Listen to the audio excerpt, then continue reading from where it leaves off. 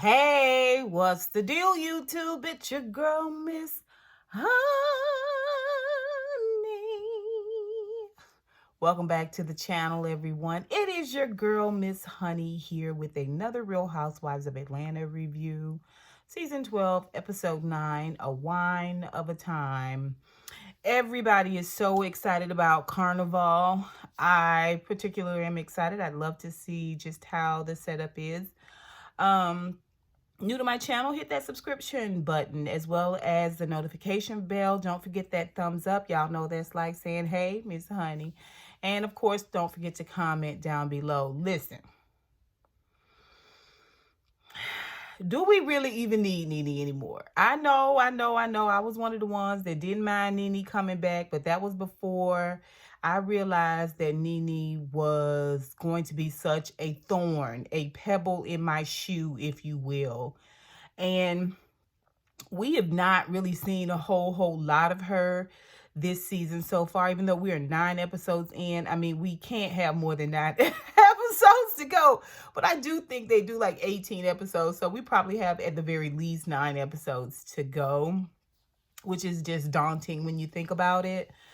But in this episode 9, she barely showed up. Now, I know 10 is probably going to be a little bit more on, but for the most part, she wasn't needed at all in this episode to bring drama or controversy or, you know, gather the girls. It was just, she was just not necessary. So we see Porsha getting ready to, you know, for Carnival, and she and Dennis are doing good. They're kind of on the mend, so to speak. They're taking it slowly. She's talking to Lauren. Y'all know Lauren is kind of no nonsense. She had went through the same thing that Porsha went through, but she understands that you kind of have to draw a line in the sand where, as it pertains to your expectations. And she does not slack up on Porsha. She holds Porsha's feet to the fire, like, pump your brakes. And Porsha agrees. She agrees. You know, I get what she's saying. I understand. And that is just exactly what I'm going to do. But right now, she is going to do her mommy time up in Canada for Carnival. And it's going to be great. We get to see all of the girls minus Nene at the airport. They all meet up. Marlo has had some sort of foot injury, so she's in tennies. But let me tell y'all about Cynthia. Okay, Cynthia had some sort of green-esque, it was just a beautiful flowing, I don't know if it was a wrap or a cover-up, if it was a, you know, just like a little pull-on type thing that was cinched at the waist. It looked like it was kind of tied, you know, at the waist, maybe snapped and then tied, because it was pulled right up under that breastbone. And then she had those beautiful legs kicked out, baby, and some cute little denim shorts, okay, and some braids. Oh, she looked like she had walked out of Saint-Tropez. Okay, absolutely beautiful. Throughout this episode, we see Cynthia look so amazing. I think a lot of it has to do with the fact that she is just naturally a beautiful girl. I also think it has a lot to do with being happy and getting laid regularly. I mean, your skin just do not, it just, if you just really in a happy zone, your skin just seems to fall in line and cooperate. I mean, she is just absolutely positively glowing. The makeup is not glaring. It is very natural and soft and dewy and glowy. It's just, she looks absolutely beautiful for the airport. Eva comes, she's got her little baby bump. She's just now going into her 3rd trimester. I thought it was a point where they couldn't really fly, but it must be a little closer into the 3rd trimester, right? What do I know? Tanya is excited. She's energetic. She's not like over the top. She's not like Buffy from Married to Medicine. You know, she's not screaming, but she is just a bundle of really, really positive energy. So, you know, she's just got the ladies really charged up and excited to go. We get to see Porsha. She's there, ready to go. Let's see who else. Candy, of course, y'all know Candy. Try to be on time. We get to see Kenya. She's there, ready to go. They all load up. They load up on the plane. There was some footage of them on the plane just being excited and about getting there. They get there to Canada, and first of all, there was some talk about his Nene coming, and Tanya told them about the lunch and all of that she had with Nene, and kind of Nene wasn't sure if she was going to really be able to do it or not. It was kind of just like, So we get to Canada, and Marlo has lost her passport. It's always something with Marlo. I think it's sort of subconscious. I think without Nene around, Marlo, although she is palatable for the ladies, now she throwing Kenya shade all day until they talk about that whole situation. She throwing Kenya shade all day long. But I do think subconsciously without Nene, she struggles to make a huge splash in the group. And subconsciously, she may be, you know, sabotaging herself in little small ways. Traveling internationally, I've had a passport for some time now. As a matter of fact, it has to be renewed next year. It's just something about the process of getting one and just the seriousness of it all. Like, you keep your passport near and dear to you because you won't be able to move in between countries without it. Like, you've lost it. She did have it in the airport coming. I just don't understand why she wouldn't. If you put something in a machine, why wouldn't you take it out? Here in Atlanta, you just put your passport face down and it scans it, and then you take it back, you put it back in its place. You know what I'm saying? Same thing with your license and all of your information. Like, you want to keep that near to you. It's so silly to me that she lost it. Anyway, so we had to talk about that for a minute. That was weird. But I just want to say that Tanya's energy was she was so energetic and informative and positive. She had a beautiful ride waiting on the ladies. Now, Canada, from what I'm told, I've never been, is a very, very nice place, very clean, very tidy. Now, they do have their racial issues. You know, I've seen a couple of those videos as well. Now, so it ain't just here in the Americas. But she had a beautiful bus waiting on them. It looked like it had all leather seats. The seats looked super, super comfortable. I was like, okay, this is what I'm talking about. This is what I was talking about with the Married to Medicines girls. This is the same thing with my trip. Don't put me on no rickety ride. I don't like being on no rickety ride. I don't care for rickety rides.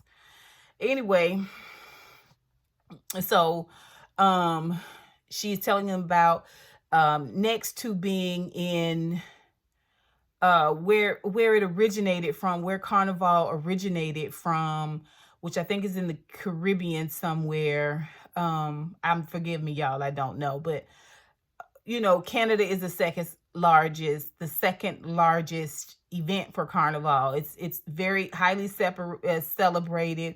The city is really packed. The ladies want to talk about what the room situation is. You know, she trying to get some history and some background. They seem like they were receptive to that. But first things first, what about that room? What that room do? Well, she gets a beautiful hotel. Everybody has the same exact room, except she has the penthouse. She wants the ladies to go up, take an hour, get themselves together, and then come back down. They're going to get with an instructor who is going to give them some little dance moves at Carnival that you're supposed to do, because evidently you're not supposed to twerk. You're supposed to whine it up and whine it up, you know. Then you juke. Now, we used to call juking when you used to be you be in the club doing the most, baby, just kicking and swinging and jigging and popping and locking and sweating up between your breasts and get it. But they juke, JOOK, is pop the hip forward. I was like, okay. Okay. Anyway, the ladies seem like they have fun. We do see where when they go back to the room before they go down to learn about the dancing, Candy and Kenya and Cynthia get a chance to have some conversation and discuss the fact that Cynthia had found the exact sentiments that were written in the card from Nene verbatim on a blog post. And she was like, well, how would they have gotten that? I mean, they really felt like it was Nene, but in all honesty, it could have been taken verbatim from her reading it out loud there. I mean, there were quite a few people there. It could have been recorded. I mean, it's going to come out that, you know, the recording was done from inside the circle. It could have been, the card could have been picked up and could have been seen. I don't know, but they think that Nene gave it to the vlog, the contents of it, which would mean that, oh, I don't know, it was kind of staged, because I don't remember what I wrote in somebody's card. Like, at the moment, it was heartfelt. I went with it at that moment, but I don't remember verbatim. So that would mean she wrote it down and then, or took a picture of it or something, I don't know, and then send it over to the vlog. It's doing the most, but, you know, get your money. Get your money however you can, by keeping this drama going or making yourself look bad or whatever. They get into this conversation about date night. And Cynthia just said she feels like Marc contradicts and controls, you know. And when he made the Nene comment, when he was making several comments and she was cutting him off, and he was telling her she needs to respect the conversation and not cut him off and let him finish. But then when she got something to say, he decides he wants to cut her off, okay, and not let her finish. So I was like, oh yeah, that's him. You know, that's him. He contradicts and controls, but he's not going to let her feel any joy, any positive energy from him.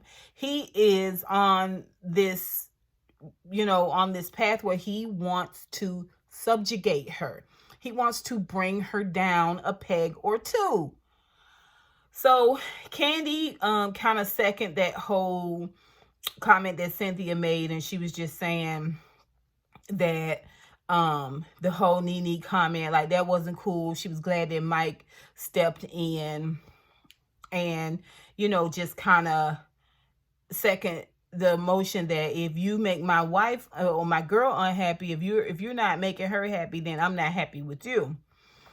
And she also talked about after that dinner that he went out with Todd, Candy's husband, and they went out drinking to all ungodly hours of the morning. Now, she's saying Kenya is saying you hardly ever here. And I want somebody to be at home with me in the trenches. You come here and want to go out. You should go out there when you don't have your family. But here with your family who you haven't seen in a while, you should want to be a little bit more on deck. But he don't like you. He don't like you. If he had to be home with his baby and a nanny, he probably would be cool. He probably would have been cool.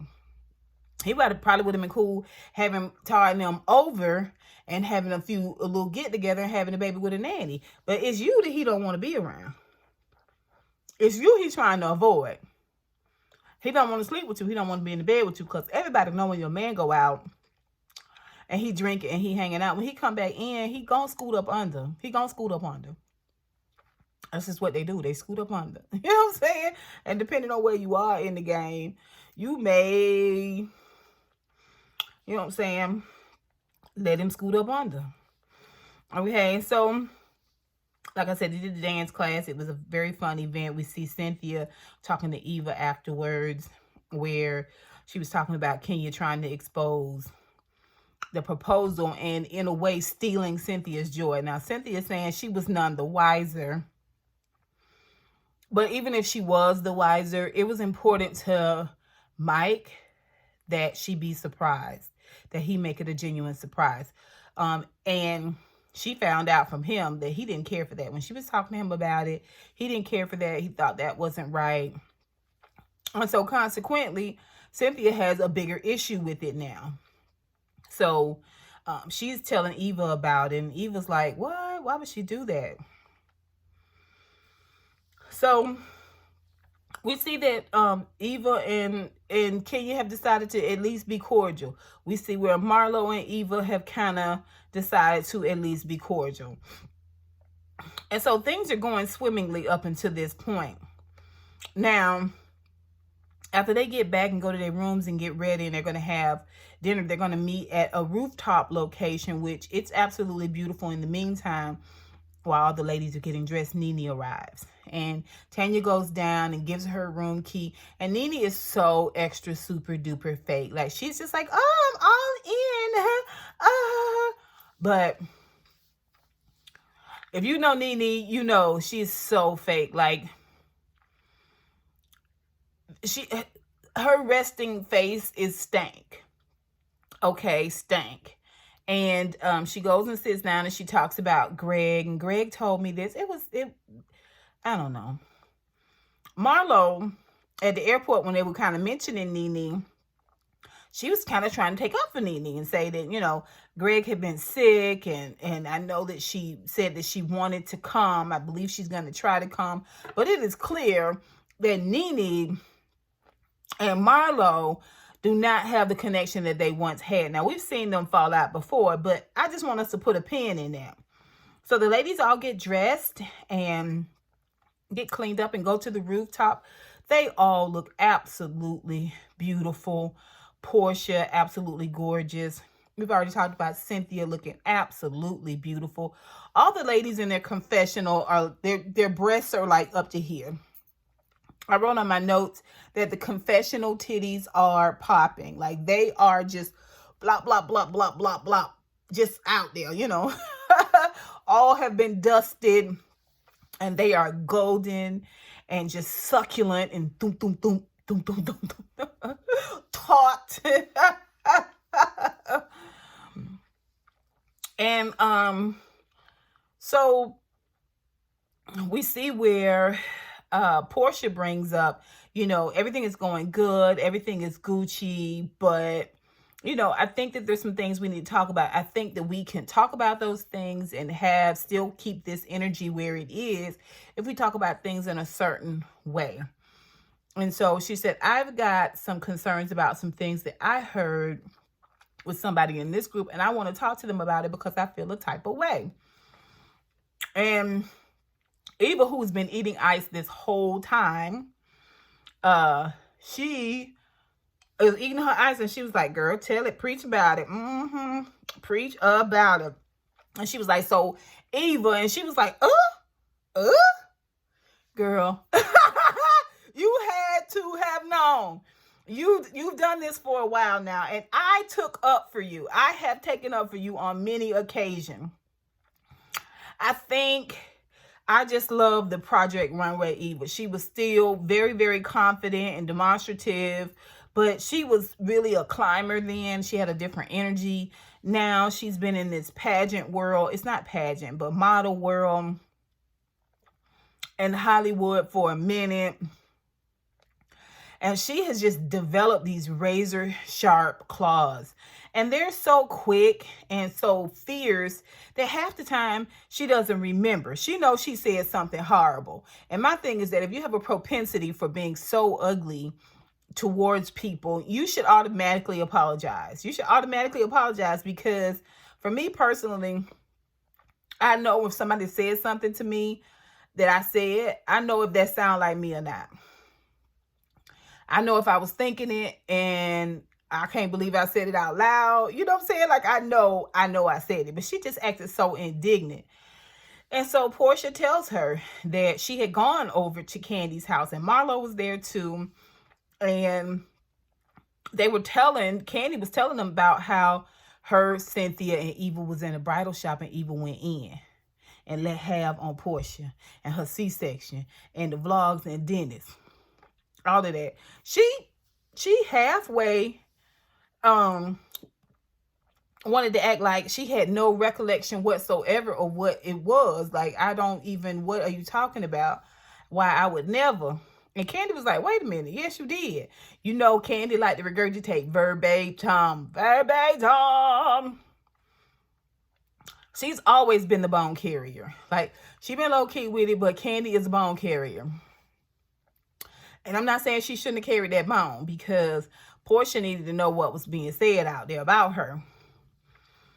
But for Eva to act so indignant, basically called Candy a liar. They asked Cynthia, and apparently Cynthia has this thing in her closet, like the MIB, you know, this little, it just wipes her memory clean. She always acts like, I don't remember that. And then when Porsha calls her on it, like, come on, Cynthia, really? All of this was said, and you trying to act like you don't know nothing about it, like you none the wiser to it. Come on, girl. Come on. Don't even try it.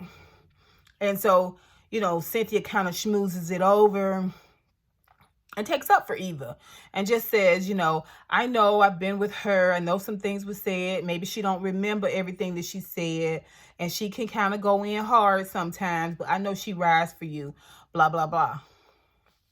When she go back and hear that video and hear how quickly and how savagely Eva drugged her, she's going to know not only is Eva a liar, but so is Cynthia. So is Cynthia. It's so weird because she was asking Marlo to ask Nene to unblock her. Like, you just got this small little gesture from Nene, and now you back to running up on Nene, running up behind Nene. It's so unnecessary. Like, you don't need her like that. But at the same time, you want to run up for Eva. I don't get it. I just don't get it. I really, I just don't get it. She does still come off to me, Cynthia, as being a little bit thirsty. Whether it be for a friendship or a man. Like, she just can't really get herself into a place where she is just unbothered. It's better for her and her mind for her to just have some peace. But she do bring up that proposal buster, Kenya. And she says, I want to know how you knew. Well, you know how sometimes I get a premonition?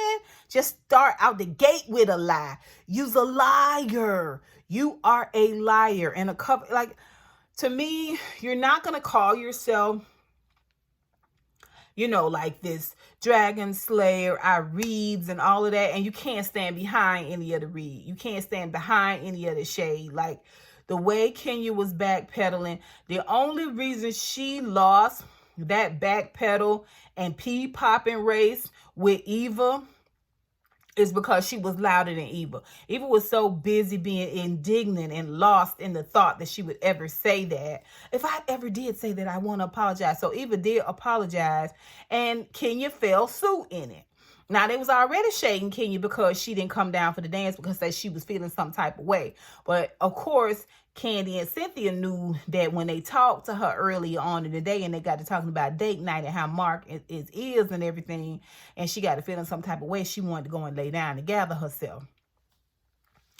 Okay, whatever. Whatever. You knew the guy for 2 minutes. You don't know the guy now. And for you to act like y'all just have had this complex building of a relationship and now it is all just being torn down right before your eyes, y'all ain't had time to build nothing. You got a baby in your belly like that. Like, come on.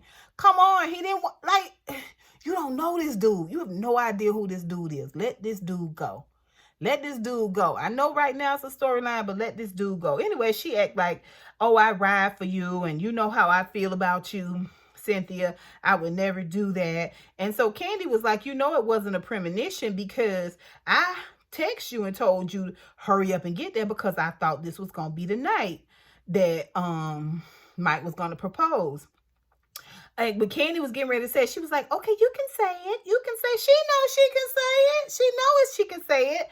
And it's going to be said. So quit acting like it was your idea that Candy tell the whole truth and nothing but the truth. It didn't make you look any better, girl. It didn't make you look any better. And I would never, and I was just saying, and it was just, she finally apologized, but to me, it was like she wasn't really sure what she was apologizing for. Just admit just admit that you have a problem with the fact that Cynthia is having a moment that you will never have with Marc. Never have with Marc, period.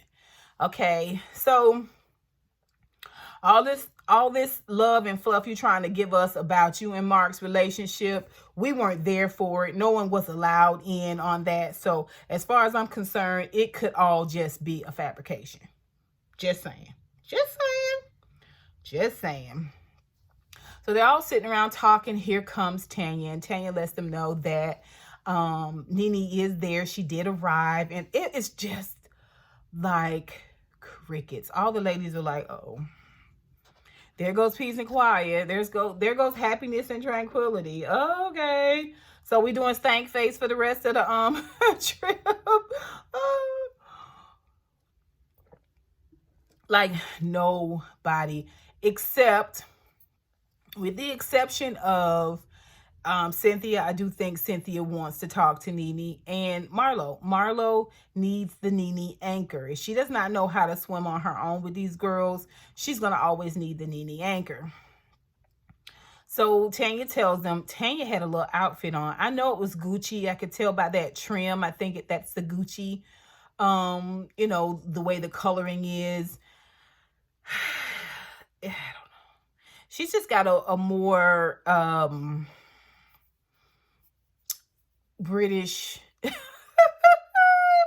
Oh, she always dressed like the Lady of Sussex, you know. So she got her times where she can look real sexy and vivacious, and then she got other times that where she's just wearing really expensive clothes, but it's not necessarily appropriate for the event.